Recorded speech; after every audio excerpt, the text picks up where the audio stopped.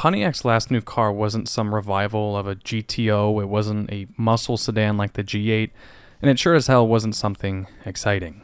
The last new model Pontiac ever introduced to the American market was a rebadged Daewoo hatchback.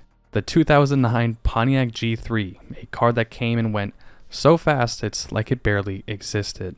In fact, Pontiac introduced it and killed it the same year. That's right, the brand that gave us Firebirds, Trans Ams, and GTOs closed out its history with a rebadged Chevy Aveo. By the time the late 2000s rolled around, Pontiac was a shell of its former self. GM's excitement division was still throwing cars at the wall to see what stuck, but most of the lineup wasn't moving the needle. In 1984, Pontiac sold 850,000 cars, its best year ever.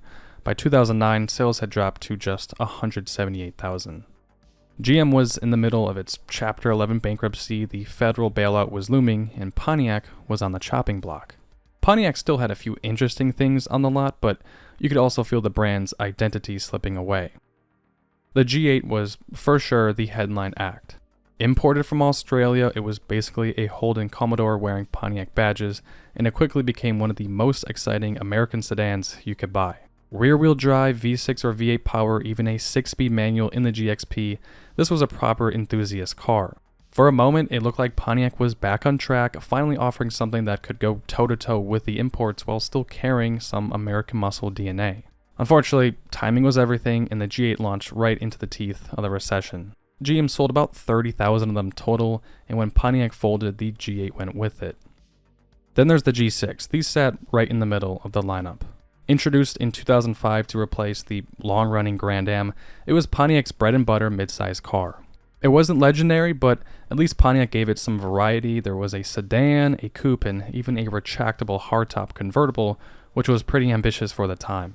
The G6 also carried Pontiac through its literal last days. The final Pontiac ever built was a white G6 fleet sedan in January 2010. And then there was the G5. On paper, the G5 was just a rebadged Chevy Cobalt. Same platform, same engine, same interior. This might be a little controversial, but I actually think the G5 looked way better than the Cobalt.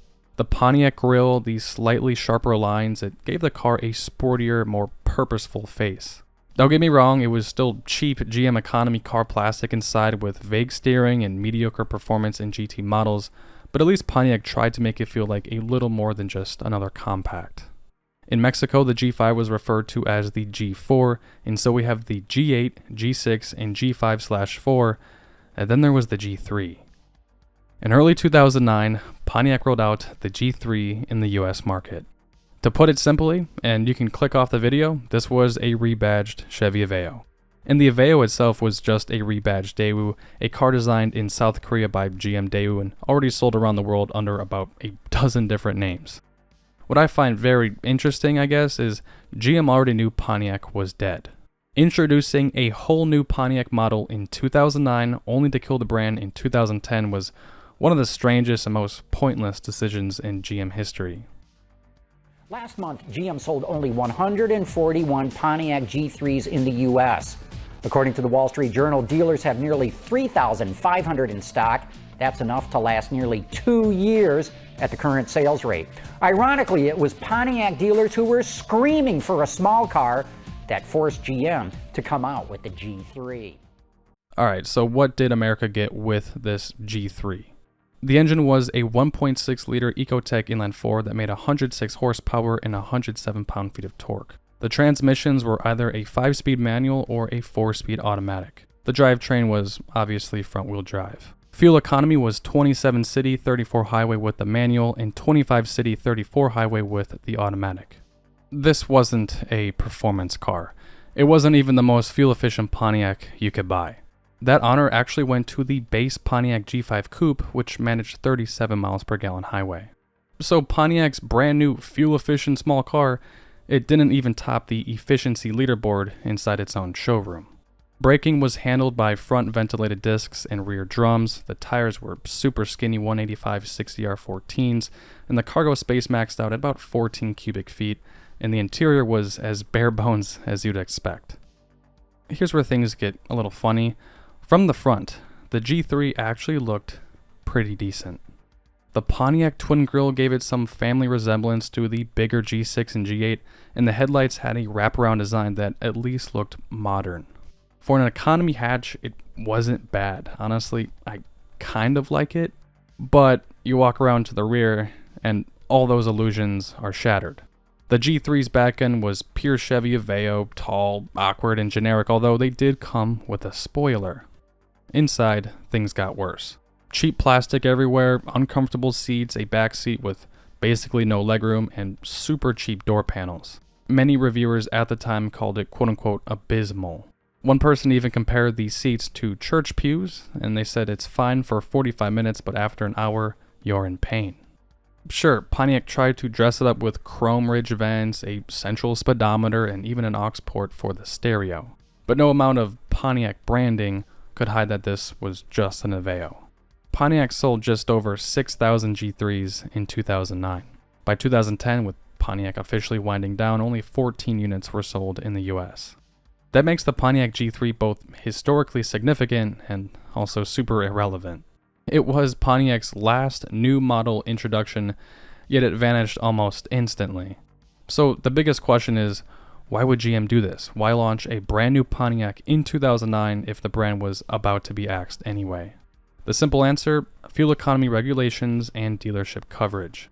GM needed more small cars in its Buick Pontiac GMC showrooms to meet looming CAFE standards. Gas prices had spiked in 2008 and compact cars were hot again. Dealers wanted something cheap to sell as well, and Pontiac didn't have one. So GM pulled the Aveo hatchback out of its global bin, slapped a Pontiac grille on it, and called it the G3. It was this last-ditch attempt to plug a hole in the lineup, but it was too little too late. The G3 was the antithesis of what the brand was supposed to be. This was the company of Trans Ams and GTOs, not rebadged Daewoo's. A few people actually liked the simplicity, cheap to run, decent mileage, and surprisingly durable in accidents.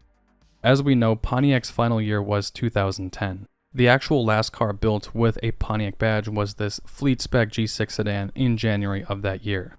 But in terms of new models introduced, the G3 holds the title. Now, Pontiac had another imported hatchback, right? The Vibe. And what's interesting about these is for 2009, they had a completely new generation. Same story with the G3, introduced in 2009 and essentially killed off in 2009. Now, the Vibe obviously wasn't a new nameplate, but this car was completely redesigned. New transmissions, updated engines, the GT was back for the Vibe, and they had all-wheel drive, which is something I did not know, along with the optional 5-speed manual. But anyway, that's the story of the Pontiac G3, the brand's last new model, or I guess it could have been the Vibe, so I guess the last new nameplate for the Pontiac brand would fit better. One of the most forgettable cars Pontiac has ever made in the 2000s. We all know the Sky, the Montana, the Torrent, and of course the G8, but who knows about the G3? I'm sure these are almost extinct as I record the voiceover. If you have one, let us know in the comments and what it's like owning one.